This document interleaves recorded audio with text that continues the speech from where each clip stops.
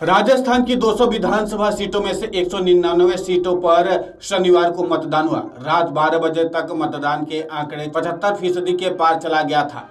अभी अंतिम आंकड़ा आना शेष है। चुनाव आयोग के ऐप के अनुसार रात 12 बजे तक मतदान का आंकड़ा 74.13% था। वहीं डाक मतपत्र और होम वोटिंग को मिलाकर के आंकड़ा 74.96% हो गया। वोटिंग के इस आंकड़े ने पिछले चुनाव के रिकॉर्ड को तोड़ दिया है। 2018 के विधानसभा चुनाव में मतदान का आंकड़ा 74.06% रहा था। राजस्थान विधानसभा चुनाव में रात 11 बजे तक मतदान का आंकड़ा 73.28% पहुंचा।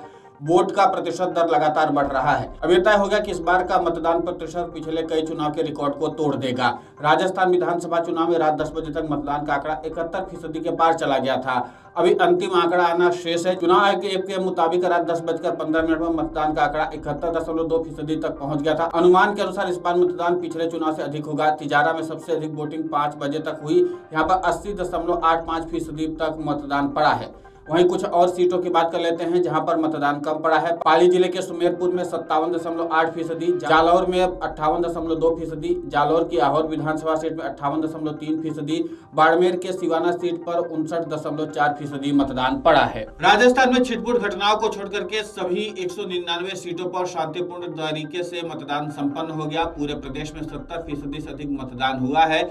राजस्थान विधानसभा चुनाव के दौरान मतदाताओं में जबरदस्त उत्साह देखने को मिला। मतदान खत्म होने तक प्रदेश की 199 सीटों पर 70% से अधिक मतदान हुआ। राजस्थान चुनाव 2023 के मतदान समाप्त होने के बाद पूर्व मुख्यमंत्री वसुंधरा राजे की प्रतिक्रिया सामने आई है।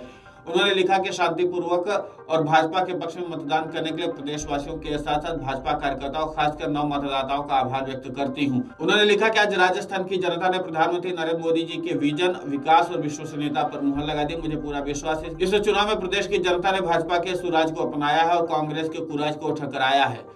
राजे ने आरोप लगाते हुए लिखा कि झूठा वादा करने वाली कांग्रेस की गारंटियों को नकारा है और वादा निभाने वाली भाजपा पर भरोसा जताया है। इसलिए राजस्थान में अब छटेगा अंधेरा और कमल खिलेगा। भरतपुर के कामा विधानसभा क्षेत्र के सबलेर मतदान केंद्र पर झगड़े होने का मामला सामने आया। बताया जा रहा है कि कांग्रेस उम्मीदवार जाहिदा खान के पुत्र के साथ झगड़ा हुआ। दूसरे पक्ष के लोगों द्वारा पथराव भी किया गया है।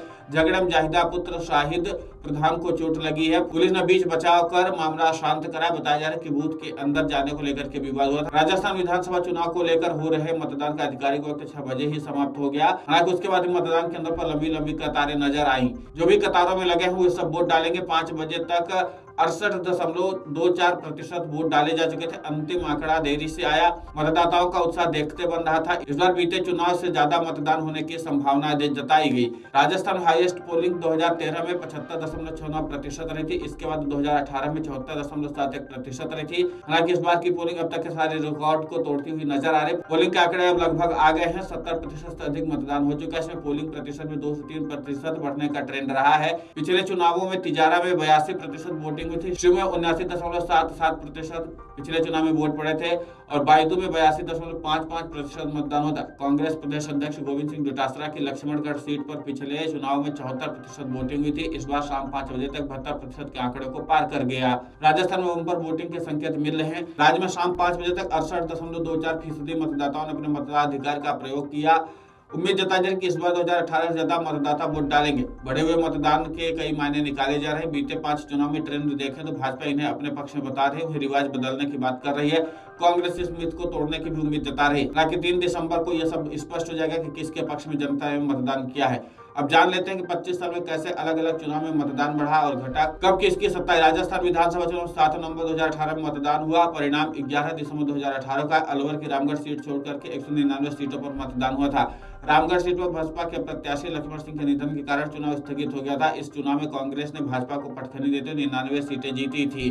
वहीं भाजपा को 73 सीटें, मायावती की पार्टी बसपा को 6 तो अन्य को 20 सीटें मिली थी। Video desk amarujala.com। अगर आप ये वीडियो YouTube पर देख रहे हैं तो हमारे चैनल को सब्सक्राइब करें और बेल आइकन को दबाना ना भूलें। अगर आप Facebook पर ये वीडियो देख रहे हैं तो हमारे पेज को लाइक करें।